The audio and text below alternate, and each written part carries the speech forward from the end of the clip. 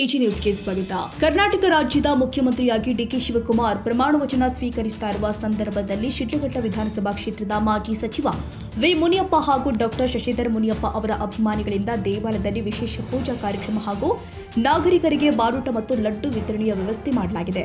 ಶಿಡ್ಲಘಟ್ಟ ನಗರದ ಸಾರಿಗೆ ಬಸ್ ನಿಲ್ದಾಣದ ಬಳಿ ಇರುವ ಗ್ರಾಮ ದೇವತೆ ಶ್ರೀ ಸಲ್ಲಾಪುರಮ್ಮ ದೇವಾಲಯದಲ್ಲಿ ವಿಶೇಷ ಪೂಜೆ ಸಲ್ಲಿಸಿದ ಕಾಂಗ್ರೆಸ್ ಕಾರ್ಯಕರ್ತರು ಮತ್ತು ಮಾಜಿ ಸಚಿವ ಮುನಿಯಪ್ಪ ಅವರು ಡಾಕ್ಟರ್ ಶಶಿಧರ್ ಮುನಿಯಪ್ಪ ಅಭಿಮಾನಿಗಳು ರಾಜ್ಯದ ಮುಖ್ಯಮಂತ್ರಿಯಾಗಿ ಡಿಕೆ ಶಿವಕುಮಾರ್ ಅವರು ಅಧಿಕಾರ ವಹಿಸಿಕೊಂಡಿರುವ ಸಂದರ್ಭದಲ್ಲಿ ನಾಗರಿಕರಿಗೆ ಬಾಡೂಟದ ವ್ಯವಸ್ಥೆ ಮತ್ತು ಲಡ್ಡು ವಿತರಣೆ ಕಾರ್ಯಕ್ರಮವನ್ನು ನೆರವೇರಿಸಿದರು. ಕೆಪಿಸಿಸಿ ಅಧ್ಯಕ್ಷ ಡಿಕೆ ಶಿವಕುಮಾರ್ ಅವರ ಮತ್ತು ಮಾಜಿ ಸಚಿವ ವಿ ಮುನಿಯಪ್ಪ ಅವರ ಬಾಂಧವ್ಯ ಮೊದಲಿನಿಂದಲೂ ಉತ್ತಮವಾಗಿದ್ದು, ಮಾಜಿ ಸಚಿವರ ಆರೋಗ್ಯ ಸುಧಾರಿಸುವ ಜೊತೆಗೆ ಕರ್ನಾಟಕ ರಾಜ್ಯದಲ್ಲಿ ನೂತನ ಮುಖ್ಯಮಂತ್ರಿ ಡಿಕೆ ಶಿವಕುಮಾರ್ ಅವರ ನೇತೃತ್ವದಲ್ಲಿ ಕರ್ನಾಟಕ ರಾಜ್ಯದಲ್ಲಿ ಅಭಿವೃದ್ಧಿಯ ಪರ್ವ ಆರಂಭವಾಗಲಿ ಅಂತ ಅಭಿಮಾನಿಗಳು ವಿಶೇಷ ಪ್ರಾರ್ಥನೆ ಸಲ್ಲಿಸಿ ಸಂಭ್ರಮಾಚರಣೆ ಮಾಡಿದ್ದಾರೆ. ನಾವು ನಮ್ಮ ಗುರುಗಳ ಜೊತೆಯಿಂದ 10 ವರ್ಷದಿಂದ ನಾವು ಜೊತೆಯಲ್ಲಿದ್ದೀವಿ. ನಾವು ಅದಕ್ಕೆ ಮೊದಲಿಂದ ಅವ್ರ ಅಭಿಮಾನಿಗಳೇ. ಆದರೆ ಅವರು ನನಗೆ 100 ವರ್ಷದಾಗಷ್ಟು ಪ್ರೀತಿ ಕೊಟ್ಟಿದ್ದಾರೆ. ಅದರಿಂದ ನಾನು ಅವರು ನಮ್ಮ ಡಿ ಕೆ ಶಿವಕುಮಾರ್ ಸಾಹೇಬರು ನನಗೆ ಕನಸಿತ್ತು ಮುಖ್ಯಮಂತ್ರಿ ಆಗಬೇಕು, ಜನಸೇವೆ ಮಾಡೋದಕ್ಕೆ. ಸಿದ್ದರಾಮಯ್ಯ ಸಾಹೇಬ್ರ ನಂತರ ಮತ್ತೊಬ್ಬ ನಮ್ಮ ಕಾಂಗ್ರೆಸ್ ಪಾರ್ಟಿಯಲ್ಲಿ ಒಳ್ಳೆಯ ನಾಯಕರಾಗಿ ನಮ್ಮ ಆಸೆ. ಆದ್ದರಿಂದ ನಾವು ಅವ್ರ ಪ್ರೀತಿಗೆ ಯಾವುದೂ ಒಂದು ಚಿತ್ರನೂ ಸಾಲದು.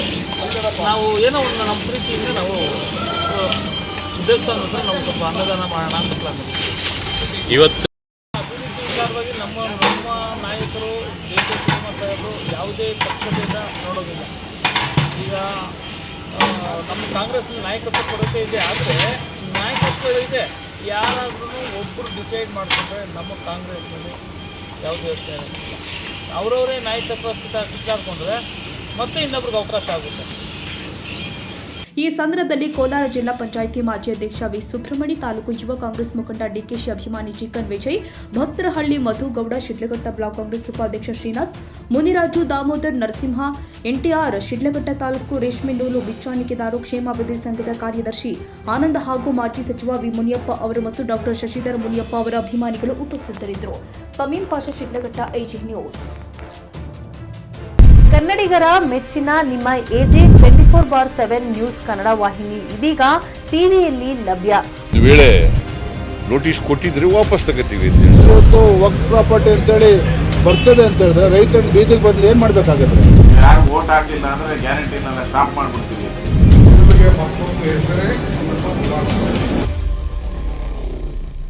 ಕರ್ನಾಟಕ ಮತ್ತು ದೇಶ ವಿದೇಶ 360 ಡಿಗ್ರಿ ಸುದ್ದಿ ಹಾಗೂ ಉತ್ತರ ಕರ್ನಾಟಕ, ಬೆಳಗಾವಿ, ಬಾಗಲಕೋಟೆ, ಧಾರವಾಡ, ಹಾವೇರಿ, ಗದಗ, ಬಿಜಾಪುರ ಜಿಲ್ಲೆಯ ಕ್ಷಣ ಕ್ಷಣದ ವಿವರವನ್ನ ಪಡೆಯುವುದಕ್ಕೆ ಎಜೆ 24/7 ನ್ಯೂಸ್ ಕನ್ನಡ ವಾಹಿನಿಯನ್ನ ಲೈಕ್ ಮಾಡಿ, ವಿಡಿಯೋಗಳನ್ನ ಶೇರ್ ಮಾಡಿ, ಕಮೆಂಟ್ ಮಾಡುವ ಮೂಲಕ ನಮ್ಮ ವಾಹಿನಿಗೆ ಸಹಕಾರ ನೀಡಿ ಮತ್ತು ಚಾನೆಲ್ ಅನ್ನ ಸಬ್ಸ್ಕ್ರೈಬ್ ಮಾಡಿ. ಧನ್ಯವಾದಗಳು.